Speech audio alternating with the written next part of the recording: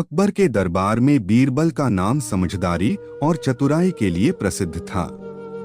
उनकी कहानियों में हमें उनकी बुद्धिमानी की झलक देखने को मिलती है। ऐसी ही एक दिलचस्प कहानी है जो बीरबल की बुद्धिमत्ता को दर्शाती है। एक दिन अकबर के दरबार में बहस छिड़ गई कि दुनिया में सबसे बड़ी ताकत कौन सी है। किसी ने कहा धन, किसी ने कहा सेना और किसी ने कहा प्यार। लेकिन अकबर पूरी तरह संतुष्ट नहीं हुए। उन्होंने बीरबल से पूछा, बीरबल, तुम्हारे हिसाब से दुनिया में सबसे बड़ी ताकत क्या है?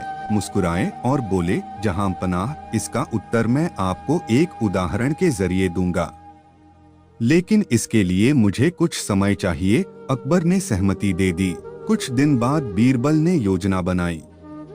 उन्होंने अकबर से कहा कि वे राजा के वेश में नहीं बल्कि साधारण वेशभूषा में उनके साथ नगर भ्रमण पर चलें। अकबर मान गए। नगर भ्रमण के दौरान बीरबल ने अकबर को एक गरीब आदमी के घर ले जाकर कहा, जहां पनाह, आप इस व्यक्ति को राजा बनने का प्रस्ताव दें और देखें कि वह क्या प्रतिक्रिया देता है। अकबर ने उस गरीब आदमी से कहा, मैं तुम्हें अपना आधा राज्य दे सकता हूँ, बदले में तुम्हें मेरे साथ चलकर राजा बनना होगा।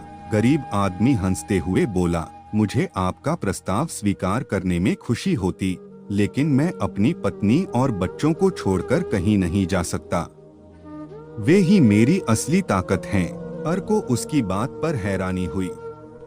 बीरबल ने मुस्कुराते हुए कहा, जहां पनाह, यह उदाहरण दर्शाता है कि सच्ची ताकत धन या पद में नहीं बल्कि भावनाओं और संबंधों में है। अकबर ने बीरबल की बुद्धिमत्ता की सराहना की और कहा, तुमने एक साधारण से उदाहरण से हमें सच्चाई समझाई। सचमुच दुनिया में सबसे बड़ी ताकत प्यार और अपनेपन में है।